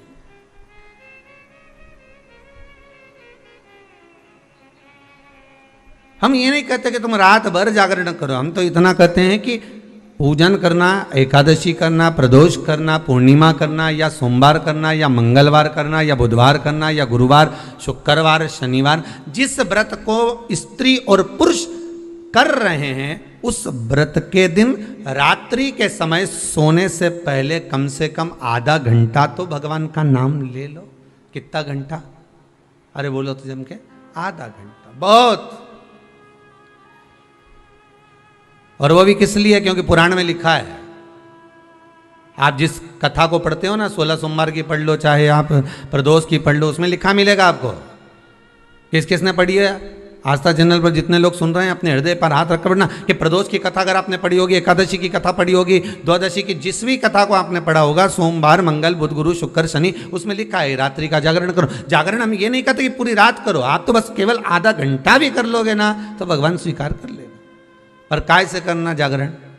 शरीर से नहीं। काय से करना? निर्मल मन सो मोहि पावा, मोहि छल छिद्र कपट ना भावा। मन से करिए। हम भगवान को दुनिया की सारी वस्तु देते हैं पर भगवान को हम मन नहीं दे पाते।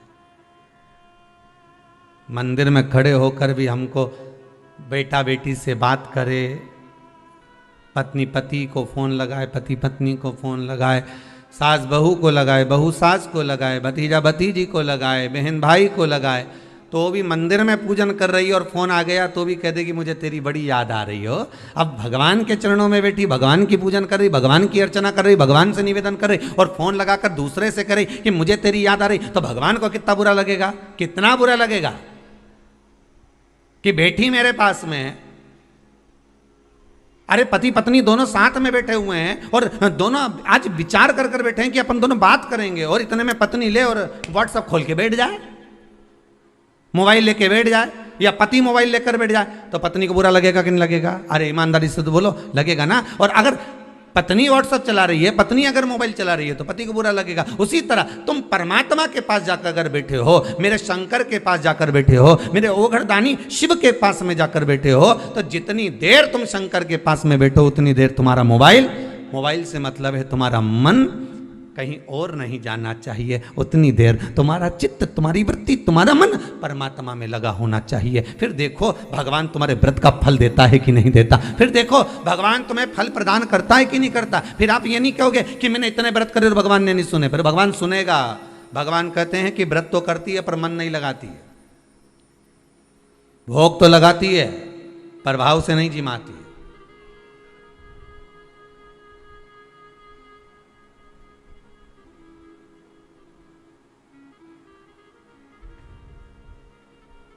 अब भोग तो ऐसा कोई भी लगा दे, दुर्योधन ने लगाया था ढेर सारा, लड्डू ने, पेड़ा ने, गुलाब जामुन ने, इमरती ने, भजिया ने, पकौड़ा सब बनाया, ढेर खूब सारा बनाया। पर अब ढेर तो बनाया पर भगवान के भाव से बुलाया।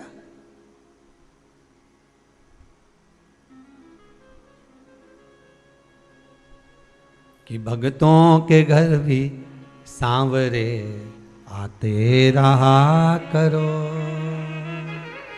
दर्शन के नैन बांवरे दर्शन दिया करो।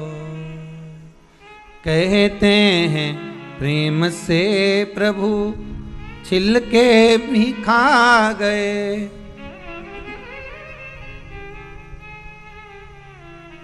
कहते हैं प्रेम से प्रभु छिलके भी खा गए, शबरी के झूठे बेर भी खाते रहा करो, दर्शन के नैन बांवरे दर्शन दिया करो। भक्तों के घर भी सांवरे आते रहा करो। भाव चाहिए भगवान को। आपका धन दौलत संपदा सत्ता वैभव ये कुछ भी परमात्मा को नहीं चाहिए, आपसे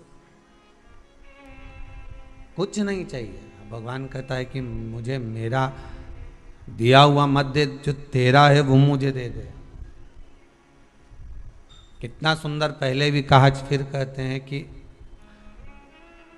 अहंकार आपका अपना है, और जब अहंकार आप भगवान को दे दोगे तो आप तो वैसे ही सृष्ट हो जाओगे।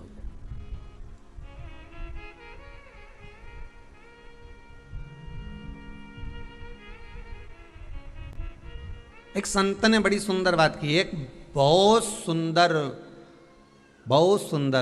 वैश्या, बहुत सुंदर,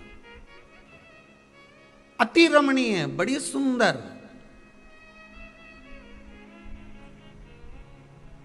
जिसकी सुंदरता का कोई बखान ही नहीं कर सकता, इतनी सुंदर थी। सब लोग उसका बखान कर रहे थे, बड़ा सुंदर है वो, बड़ी सुंदर है वो, बड़ी सुंदर है। उसके नैन बड़े बड़े हैं, उसकी नासिका बड़ी सुंदर है, उसके अधर बड़े सुंदर, उसके कर्ण बड़े सुंदर, उसके कपोल बड़े सुंदर, उसके केश बड़े सुंदर। संत के पास खबर पहुंची, संत निकल कर जा रहे थे, तो संत ने कहा कि आप कह रहे हो कि इतनी सुंदर है, पर मुझे लगता है कि मेरे त्रिकालदर्शी से ज्यादा सुंदर नहीं हो सकता। मेरे भगवान से ज्यादा सुंदर नहीं हो सकते। तेरी प्रतिमा इतनी सुंदर तो कितना सुंदर होगा, उससे ज्यादा सुंदर नहीं हो सकती। संत ने कहा चलो हम भी चलकर देख लेते हैं, पर हम उसके घर के अंदर प्रवेश नहीं करेंगे, बुलाओ उसको बाहर। वैश्या को बाहर बुलाया गया। जैसे ही बाहर बुलाया, संत ने कहा तुम इसकी बात कर रहे हो, इसकी बात कर रहे हो कि ये इतनी सुंदर है। संत ने कहा व्यक्ति कितना भी सुंदर हो, चाहे उसके चेहरे पे हीरे लटक रहे हो। संत बोला पर इसकी जो परछाई है वो तो काली ही है। संत बोले इसकी परछाई गोरी है क्या? आप लोगों में से जितने भी हैं जो रोज दर्पण देखते हैं, चौटी भी करते हैं, बढ़िया सुंदर श्रृंगार भी करते हैं, 50 बार विचार भी करते हैं कि मैं कितनी सुंदर, कि आज जोरदार लग रही ने, लहंगा ने, चोली ने, चुंदड़ी सब पहनी, बड़ी सुंदर दिखे। पर अभिमान किस चीज का करें? अगर सुंदरता का अभिमान आए तो एक बार चलते हुए रास्ते में अपनी परछाई जरूर देख लेना कि आप कितने भी सुंदर हो पर परछाई काली है। उसी तरह संसार की जितनी वस्तुएं हमको प्राप्त हो रही है, संसार की जितनी वस्तुएं हमको मिल रही है, संसार के जितने लोग हमको मिल रहे हैं, ये सुंदर बड़े होंगे। फ्रिज भी सुंदर है, वॉशिंग मशीन भी सुंदर है, एसी का रूम भी सुंदर है, डनलप का गद्दा भी सुंदर है, ये सोने की रकम भी सुंदर है, ये हाथ में पहनने वाले आभूषण भी सुंदर हैं, गले में धारण करने वाले सारे आभूषण भी सुंदर हैं, सब कुछ सुंदर है। पर ये सुंदरता के साथ में इसकी परछाई भी तो देखो कि ये काली है कि नहीं।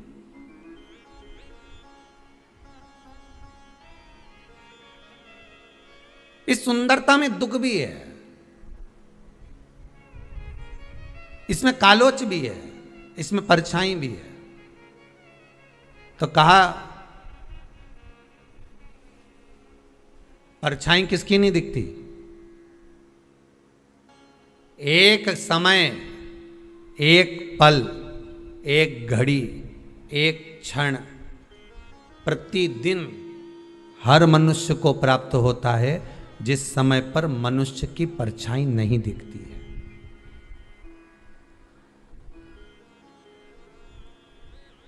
उस समय पर आपको अपनी परछाई नहीं दिखेगी। वो कितनी बजे? दोपहर ठीक 12 बज रहे हो। कितने? जम के बोलिए जरा। आपकी घड़ी के आगे पीछे हो सकता है, अगर घड़ी आगे पीछे होगी तो भले परछाई दिख जाएगी, पर ठीक अभिजीत मुहूर्त में ठीक दोपहर के 12 बज रहे हो और सूर्य तुम्हारे मस्तक पर होगा, उस समय पर परछाई दिखेगी क्या? नहीं। सूर्य थोड़ा सा भी पीछे हुआ, आगे हुआ तो परछाई दिखेगी, पर ठीक सूर्य तुम्हारे मस्तक पर होगा तो परछाई नजर नहीं आएगी। शिव महापुराण की कथा कहती है जिस समय पर तुम्हारे मस्तक पर सूर्य होता है उस समय पर परछाई नहीं दिखती, उस समय पर केवल तुम ही नजर आते हो, उस समय पर केवल तुम ही रह जाते हो। उसी तरह जिस समय पर तुम्हारे मस्तक पर शंकर की कथा, शिव महापुराण और शंकर के चरण विराजमान होते हैं, तब व्यक्ति को कुछ नजर नहीं आता, केवल महादेव ही नजर आता है, केवल शिव ही नजर आता है, कोई दूसरा नहीं दिख सकता, कोई परछाई नजर नहीं आ सकती। हमें हमारा अंधेरा तत्व नजर नहीं आ सकता, हमें हमारी कालोच नजर नहीं आ सकती, उसमें केवल शिव ही दिखेगा।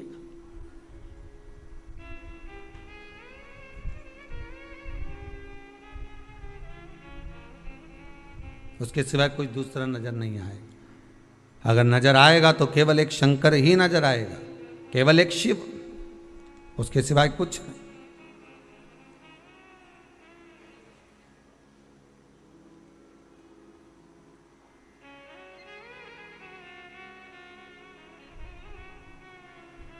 एटीएम पर गए, तुरंत आपने वो अपना जो कार्ड था वो उसमें लगाया, पैसा निकाल के लिया। बोलो सही है कि गलत है? गए, कार्ड लगाया, लेकर आ गए। तो कई लोगों ने एक प्रश्न लिखकर भेजा, गुरुदेव भगवान को भी एटीएम जैसा होना चाहिए। जैसे ही हम मंदिर में जाएं, जैसे ही हम भगवान से प्रार्थना करें, जैसे ही हम भगवान से निवेदन करें और भगवान हमारी बात सुन ले, जल्दी से हमारी गोदी भर दे, जल्दी से भगवान हमें धन दे दे, वैभव दे दे, सत्ता दे दे, पर भगवान बहुत धीरे धीरे सुनता है, बहुत धीरे धीरे। कारण क्या है? शिव महापुराण की कथा कहती है कारण एक है, भगवान देखता सब कुछ है, मेरा मालिक, मेरा दातार, मेरा दयालु, मेरा कृपालु, मेरा दानी दातार, देखता सब कुछ है, सब कुछ देखता।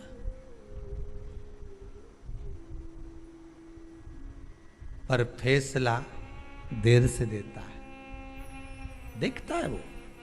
तुम्हारे केवल है कि 2-4 दिन तुम व्रत कर लो, 2-4 सोमवार के व्रत कर लो, उसमें तुम सोचो कि भगवान हमारी मनोकामना पूर्ण कर दे। कई कई माताएं ऐसी हैं हर साल संकट सोमवार करती हैं, हर साल 16 सोमवार करती हैं, ना जाने कितनी बार तो उन्होंने लक्ष्मी के व्रत कर लिए, ना जाने कितनी बार सोमवार के व्रत कर लिए, ना जाने कितनी बार उन्होंने कितने व्रत धारण कर लिए। उसके बाद भी माताएं विचार करती है कि अभी तक हमारा ये कार्य क्यों नहीं हुआ, क्योंकि तुम भगवान सब देख रहा है कि कितना तुमने व्रत करा, कितनी साधना करी, कितनी उपासना करी, पर भगवान उसका फल जो देगा, भगवान जो फल प्रदान करेगा, वो थोड़ा फैसला जो देता है वो थोड़ा रुक कर देता है, आराम से देता है, देख कर देता है कि कितना फल देना है, इसको क्या प्रदान करना है, कैसे प्रदान करना है, कितना देना है, ये भगवान देख लेता।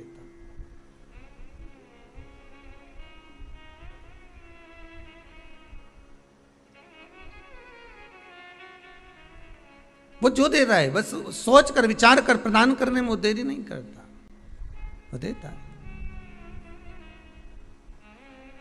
शंकर है त्रिकालदर्शी, है कैलाशी, है अविनाशी, बस प्रार्थना मेरी ये स्वीकार करिए, मेरी अर्जी केवल इतनी सी है, हे शंकर मैं हृदय से आपको भजूं, इस शरीर के द्वारा नहीं, मन से भजन। अगर शरीर से भजन होता तो ईमानदारी से बोलो, जो आंख से अंधा होता वो भगवान को कैसे प्राप्त करता? बोलो सही है कि गलत है? जो कान से सुनाई नहीं देता तो उसको भगवान मिलता क्या कभी? क्योंकि ये तो कथा ही नहीं सुने, बेड़ा है, तो इसको भगवान कहाँ से मिलेगा? और जिसके हाथ नहीं होंगे उसको भगवान मिलता कि नहीं मिलता? तो कहते इसके तो हाथ ही नहीं, इसने तो सेवा नहीं करी, इसने तो दान नहीं करा, इसने तो पुण्य नहीं करा, तो इसको भगवान कैसे मिलेगा? जो पाँव से विकलांग होता उसको भगवान मिलता क्या? अगर शरीर से भगवान मिलता होता तो भगवान कभी प्राप्त नहीं होता। भगवान तो तुम्हारा हाथ देखे ना पांव देखे, ना तुम्हारा ये मुंडा देखे, भगवान कहीं नहीं देखे, भगवान तो एक चीज देखे कि इसका मन कितना क्लीन है, भगवान तो मन देखे। अब तुम भले खजूर वाली बनाओ चाहे इससे वो बक्कल लगाओ, भगवान के कोई फर्क नहीं पड़े तुम्हारा वो खजूर से, और भगवान के कोई नहीं फर्क पड़े तुम्हारा वो बक्कल से। भगवान तो के बक्कल की जगह अक्कल हो तो बात दूसरी है, बाकी भगवान के ये मतलब नहीं कि तुम्हारा बक्कल क्या है खजूर क्या है। भगवान तो केवल देखे निर्मल मन सोई सो मोहि पावा, मोहि छल छिद्र कपट ना भावा, मुझे मन चाहिए तेरा। और हम भगवान को सब कुछ दे देते हैं। ऐसा संसार का कोई मानव नहीं जो भगवान को नहीं देता। कि तिरुपति गए थे, क्या देकर आए? तो क्या हम बाल दिया है, देखे आए कि नहीं आए? अरे बोलो तो सही, गए थे दिया है, ठीक है। तो किसी ने पूछा किसको देकर आए, जम के तो बोलो जरा, किसको दिया? तो कि भगवान के दिया। अच्छा,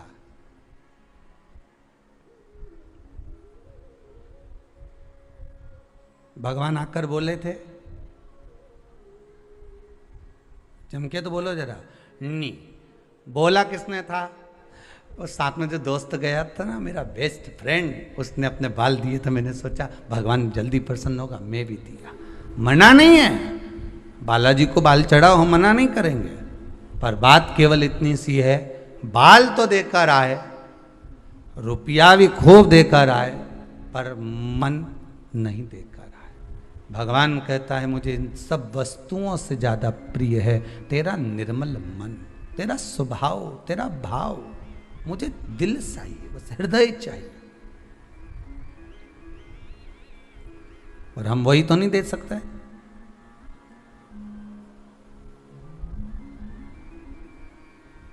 कई कई जगह पर बहन भाई को राखी बांधने जाए नहीं, तो भी बहन तो बहुत दिल लेकर चली जाए कि अब चलो सियोर वाला महाराज बोला है तो कम से कम अपन चली भी जाए, पर भाई और भाभी का मन नहीं हो तो ईमानदारी से बोलना, राखी बांधने में अच्छा लगे क्या? नहीं लगे। फिर बहन भी सोचे इससे तो मैं भगवान को राखी बांध देती है, गई जाते से भाभी का मुंह चढ़ गया, पारा ऊपर नीचे हो गया, मैं क्या करूं? भी नहीं आई, मन नहीं दे पाए। आपसे बारंबार निवेदन है, हर बार निवेदन है और बारंबार करते रहेंगे निवेदन एक ही चीज का कि मन दीजिए, मन दीजिए, मन दीजिए। भगवान को अगर कुछ देना है तो अपना दिल दो, मन दो, हृदय दो, चित्त वृत्ति भगवान को दे दो, भगवान प्रसन्न हो जाएगा। भगवान को तुमसे और कुछ भी नहीं चाहिए, और कुछ नहीं चाहिए। मन के साथ, मन कब देता है व्यक्ति भगवान को? अपना हृदय कब देता है? जब उसका अहंकार चले जाता, जब वो छत से नीचे उतर जाता।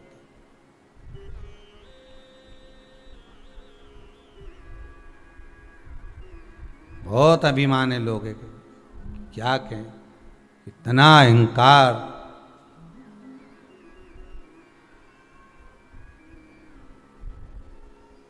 किस चीज का? अरे जोर जवानी ढलक जाएगी, जीवन बचा बस 2 दिन का, तू कर ले रे प्राणी भजन प्रभु का। केवल 2 दिन।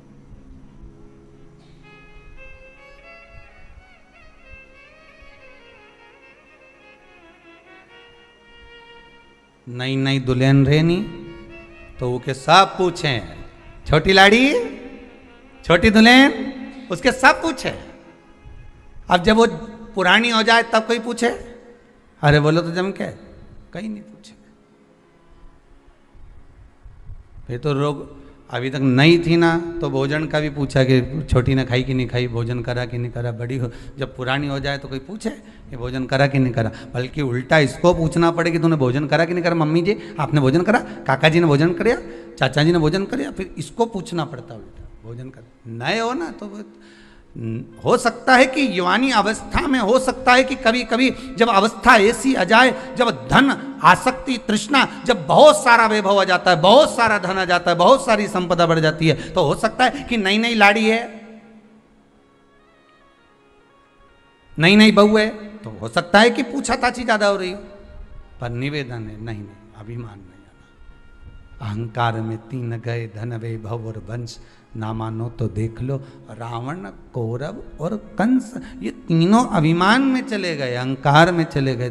धन भी गया, वैभव भी गया, वंश भी गया, रावण भी गया, कौरव भी गया, कंस भी गया, सब अभिमान में चले गए, सारे अहंकार में चले गए, सब अभिमत्ता में चले गए, सारे गए। व्रत करते समय हमारा अभिमान हमारे सामने नहीं आना चाहिए, दान करते समय हमारा अभिमान हमारे सामने नहीं आना चाहिए, मंदिर जाते समय हमारा अभिमान हमारे सामने नहीं आना चाहिए, गुरु की शरणागति में जाते समय हमारा अभिमान हमारे सामने नहीं आना चाहिए।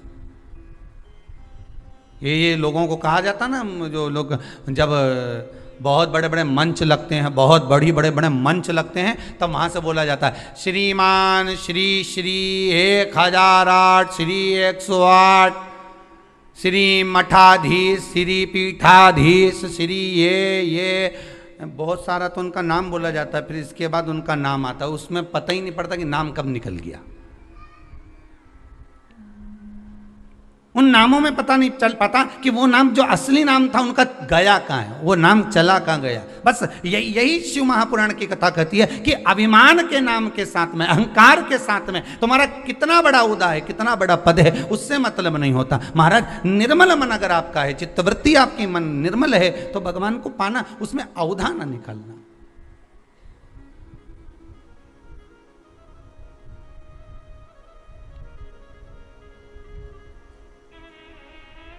जिस दिन व्रत करो,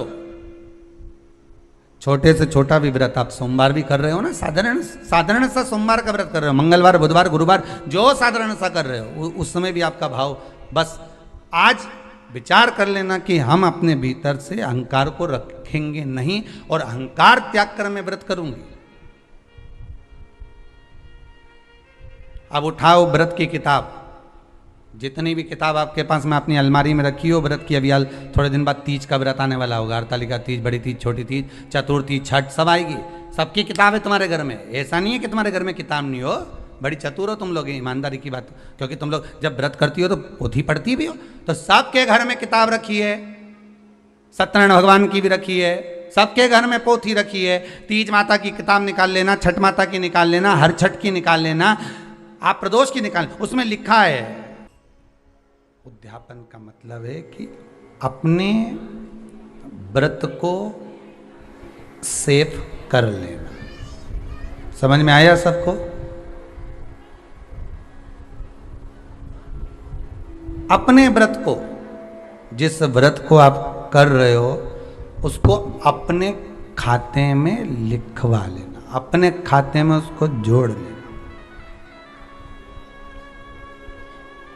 घर में पैसा तो बहुत है, धन वैभव बहुत है, तुम्हारे खाते में कितना? मूल चीज वो आती है कि तुमने भजन किया कितना, तुमने स्मरण कितना किया, जो करा सब कुछ करा, सबके लिए करा। आपने एकादशी का व्रत करा, प्रदोष का व्रत करा, आपने सोमवार का व्रत करा, सारे व्रत आपने जो करे वो करे, परंतु आपके खाते में कितने लिखेगा वो देखा जाए।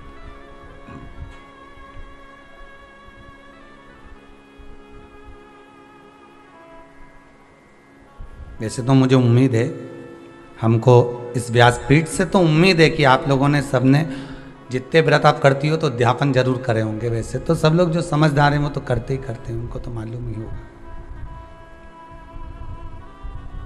पर अगर रह गए हों, नहीं कर रहे हो तो प्रयास करिएगा, जो भी आप व्रत 26 व्रत कोई से भी आपके जैसे पूरे अधिक मास के हर महीने के जब व्रत पूर्ण हो जाए तो प्रयास करा करो कि हम जो है रिटर्न बढ़ा, प्रयास करा करो कि हम व्रत का उद्यापन अवश्य करें।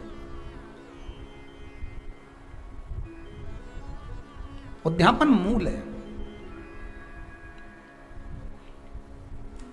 व्रत की एक एक बात को हमको समझना है, व्रत की एक एक चरित्र को हमको ध्यान करना है। प्रदोष की कथा में लिखा है, त्रयोदशी व्रत की कथा में लिखा है, प्रदोष की व्रत की कथा में लिखा है कि सुबह ब्रह्म मुहूर्त में उठो, स्नान करो। ठीक है, केवल प्रदोष से मतलब नहीं है। एकादशी का अगर व्रत कर रहे हो तो उसमें भी वर्णन है, ब्रह्म मुहूर्त में उठो, स्नान करो। ठीक है। दूसरा, आसन लगाओ स्नान करने के बाद, काय का अभी बताया था, जम के बोलो कुसा का। 5 चीजों के लिए कुसा का आसन सर्वश्रेष्ठ है, 5 बीमारियों के लिए, 5 रोगों के लिए कुसा का आसन सर्वश्रेष्ठ। पहला, नेत्र के लिए,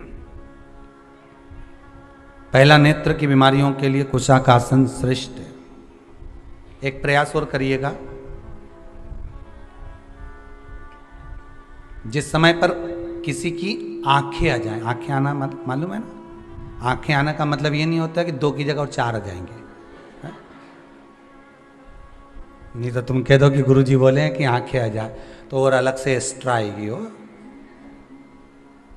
नहीं तो दुनिया के लोग बड़े जरा समझदार ज़्यादा है ना, तो उनको जरा एक एक चीज़ समझ लेना चाहिए बिल्कुल हो। नहीं तो तुम वही फिर वही वाली बात आ जाएगी, अभी फिर काली मिर्ची, फिर वही बात आ जाएगी।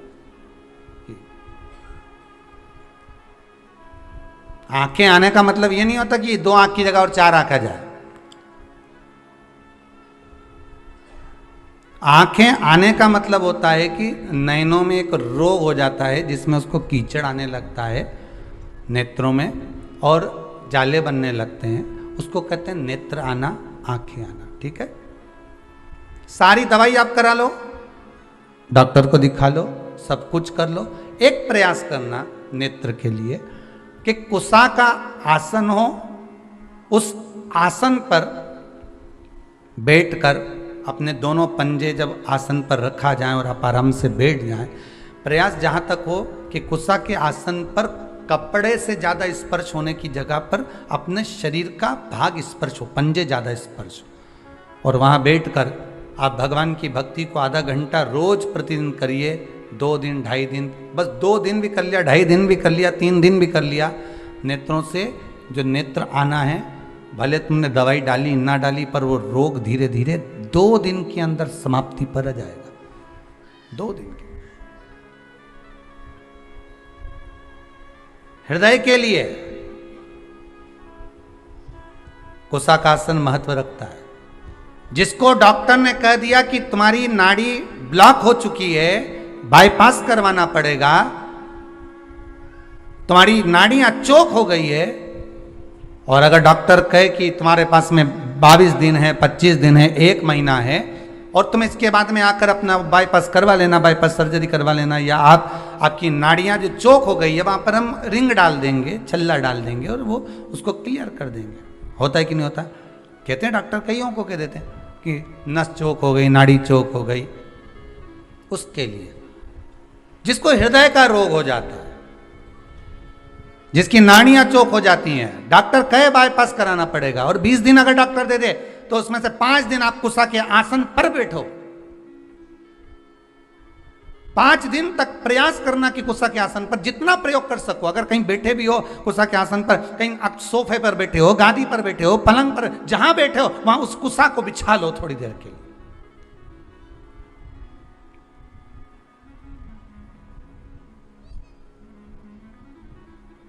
उस कुसा के आसन को आप बिछा लीजिए जहां बैठो।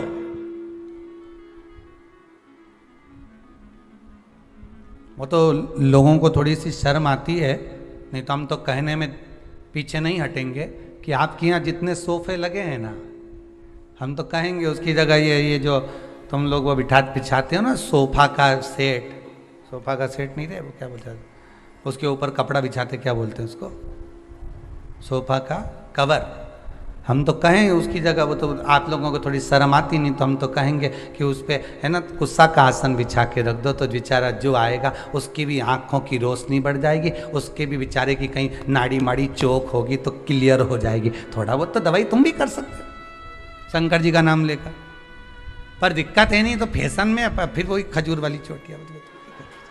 अब फैशन ही नहीं दिखे तो फिर इतना जोरदार मार्केट में क्या जोरदार सोफा का कवर आवे, कितना जोरदार सामान आवे, अब तुम उसको देखें कि इसको बिछा। अब सीवर वाला महाराज के कहने में चले तो आसन बिछा दे, तो मतलब लोग क्या कहेंगे बताओ, क्या कहेंगे? आसन, कुसा का आसन तो लोग फैशन में हटा दिए, नहीं तो अब तो पहले लोग पूजन करने बैठते थे तो कुसा का आसन लगाते थे, आजकल तो कपड़े का आसन, ऊन वाला आसन, ये सब जोरदार गद्दे वाले आसन, कढ़ाई वाला आसन, जब जाए कहीं से दुकान पे से ऐसा आसन लाए कि उसको बिछा दिया। अब फैशन में बिछे, दूल्हा दुल्हन के नीचे पहले कुसा का आसन बिछा के शादी फेरे पड़ा। अब आज के ज़माने में तो इतनी बड़ी कुर्सी है उनकी भी जोरदार, उस पर बिठा है, वो भी पूरा लहंगा महंगा नहीं, फिला ही नहीं बिठा, फिला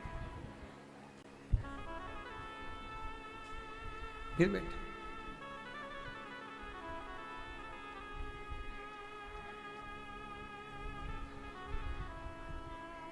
कुसा का आसन।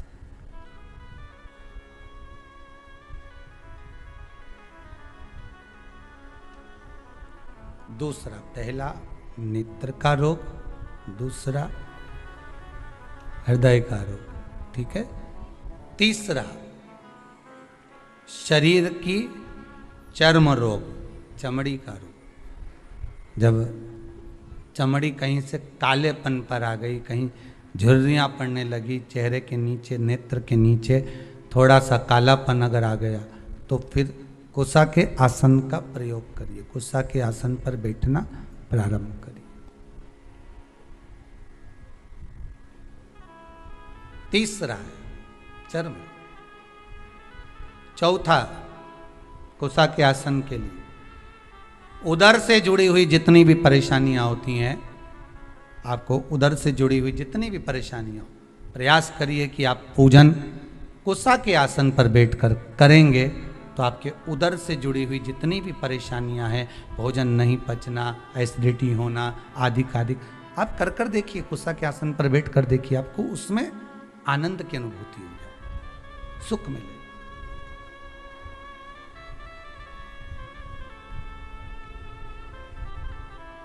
पांचवा, महाराज, कुसा का आसन मस्तिष्क के दर्द को भी रोक लेता है। कुसा का आसन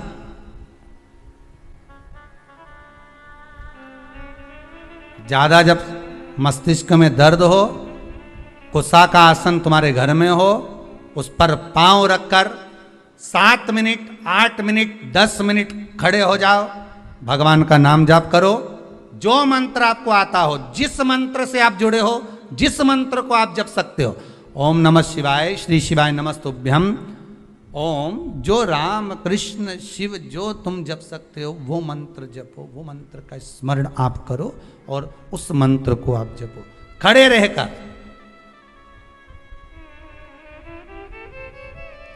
10 मिनट लगेंगे, एक टेबलेट नहीं खाना पड़ेगी, सिर दर्द बंद। कुसा के आसन में वो तेज पुंज होता है, कुसा के आसन में वो बल होता है, कुसा के आसन में वो बलता रहती है महाराज, कुसा के आसन में वो तेज पुंजता रहती है आपके, आपको वो बल प्राप्त होता है। भाव भक्ति से एक बार प्रेम से दोनों हाथ उठाकर हर हर महादेव, भगवान शिव का स्मरण हो, जीवन आपका सार्थक हो।